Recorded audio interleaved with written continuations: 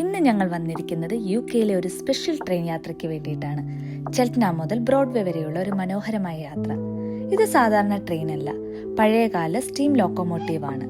ഈ യാത്ര നടക്കുന്നത് പ്രശസ്തമായ ഗ്ലോസ്റ്റർഷെയർ വാർവിക്ക്ഷയർ സ്റ്റീം റെയിൽവേയിലൂടെയാണ്. അപ്പോൾ എല്ലാവർക്കും മെൽജോ ഡയറീസിന്റെ പുതിയൊരു വ്ലോഗിലേക്ക് സ്വാഗതം.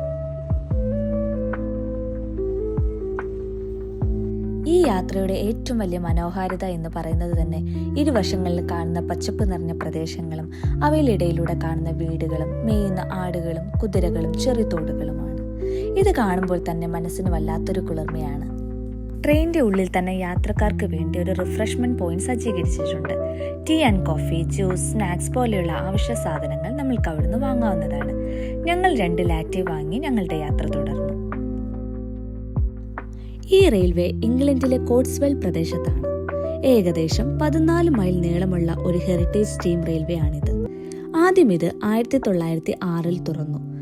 1960കളിൽ സാധാരണ ട്രെയിൻ സർവീസ് നിർത്തി. പിന്നീട് വോളണ്ടിയർമാർ ചേർന്ന് പുനരുദ്ധരിച്ചു.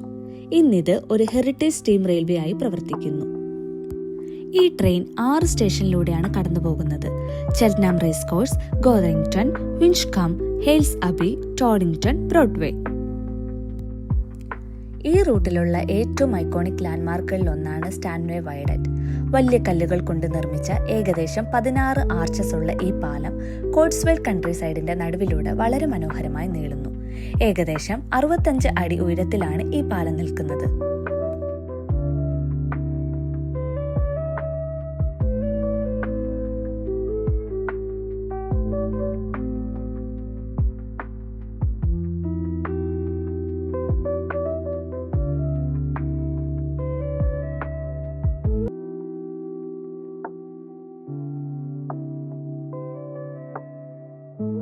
ഇപ്പോൾ നമ്മൾ എത്തിയിരിക്കുന്നത് ലാസ്റ്റ് സ്റ്റേഷനായ ബ്രോഡ്വേ റെയിൽവേ സ്റ്റേഷനിലാണ്.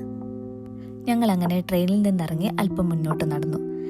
ഇപ്പോൾ നമ്മൾ സ്റ്റീം ലോക്കോമോട്ടീവിന്റെ ഏറ്റവും ഇൻട്രസ്റ്റിംഗ് ഭാഗം കാണുവാൻ പോകുകയാണ്. ഇവിടെയാണ് എഞ്ചിന്റെ കൺട്രോൾ ഏരിയ.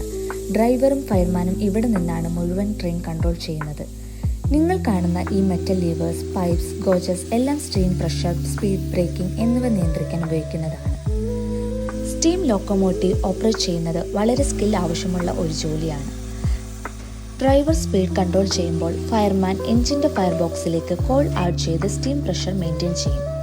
ഇപ്പോൾ നിങ്ങൾ കാണുന്ന ഈ ഗ്ലോയിങ് ഓറഞ്ച് ലൈറ്റ് ഉള്ള ഭാഗമാണ് ഫയർ ബോക്സ്. ഇവിടെ കോൾ കത്തിച്ച് വലിയ ഹീറ്റ് ജനറേറ്റ് ചെയ്യും. ആ ഹീറ്റ് കൊണ്ട് ബോയിലർ ഉള്ളിലെ വെള്ളം ബോയിൽ ചെയ്ത് സ്റ്റീം ഉണ്ടാക്കുന്നു. അതാണ് പിന്നീട് എഞ്ചിന്റെ പിസ്റ്റൺസ് മൂവ് ചെയ്യാൻ പവർ നൽകുന്നത്. സ്റ്റീം എഞ്ചിൻ ആദ്യം ട്രെയിനിന്റെ മുന്നിൽ നിന്ന് ഡിറ്റാച്ച് ചെയ്യുന്നു, അതായത് എഞ്ചിൻ കോച്ചസിൽ നിന്ന് വേർപിരിയും. അതിനുശേഷം എഞ്ചിൻ ട്രാക്ക് ചേഞ്ച് ചെയ്ത് സ്ലോലി ട്രെയിനിന്റെ മറ്റൊരു സൈഡിലേക്ക് പോകും. പിന്നെ വീണ്ടും കോച്ചസിന്റെ മറുവശത്ത് അറ്റാച്ച് ചെയ്യും. ഇത് റെയിൽവേ ലാംഗ്വേജിൽ റൺ അറൗണ്ട് അല്ലെങ്കിൽ ഷണ്ടിങ് എന്ന് വിളിക്കുന്ന ഒരു പ്രോസസ്സാണ്. ട്രെയിൻ ഒരു ടെർമിനൽ സ്റ്റേഷനിലെത്തിയാൽ എഞ്ചിൻ ഡയറക്ഷൻ ചേഞ്ച് ചെയ്യേണ്ടതുണ്ട്. അതിനാലാണ് എഞ്ചിൻ മുന്നിൽ നിന്ന് മാറി പിന്നിലേക്ക് പോയി വീണ്ടും കണക്ട് ചെയ്യുന്നത്. ഇങ്ങനെ കണക്ട് ചെയ്തതിന് ശേഷം എഞ്ചിൻ ഇനി ഓപ്പോസിറ്റ് ഡയറക്ഷനിലേക്ക് ട്രെയിൻ പുൾ ചെയ്യും. ഞങ്ങൾ കുറച്ചു നേരം ആ ട്രെയിൻ സ്റ്റേഷനിൽ നിന്ന് ഇറങ്ങി ബ്രോഡ്വേയിലൊക്കെ ഒന്ന് കറങ്ങി കുറച്ച് ഫോട്ടോസും വീഡിയോസും ഒക്കെ ഷൂട്ട് ചെയ്തതിന് ശേഷം ഏകദേശം 2-3 മണിയോടെ ട്രെയിൻ സ്റ്റേഷനിലേക്ക് മടങ്ങിയെത്തി. അപ്പോഴേക്ക് ഞങ്ങൾക്ക് തിരിച്ചു വരേണ്ട ട്രെയിനും എത്തിക്കഴിഞ്ഞിരുന്നു.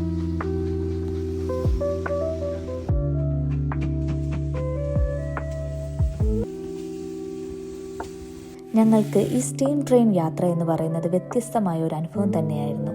നിങ്ങൾക്കും ഇനിയൊരു അവസരം കിട്ടിയാൽ തീർച്ചയായും നിങ്ങളും ട്രൈ ചെയ്യണം. വീഡിയോ ഇഷ്ടമായാൽ ചാനൽ സബ്സ്ക്രൈബ് ചെയ്യുവാനും വീഡിയോ ലൈക്ക് ചെയ്യുവാനും മറക്കരുത്. ഇനി പുതിയൊരു വ്ലോഗുമായി വീണ്ടും കാണാം. അതുവരേക്കും ബൈ.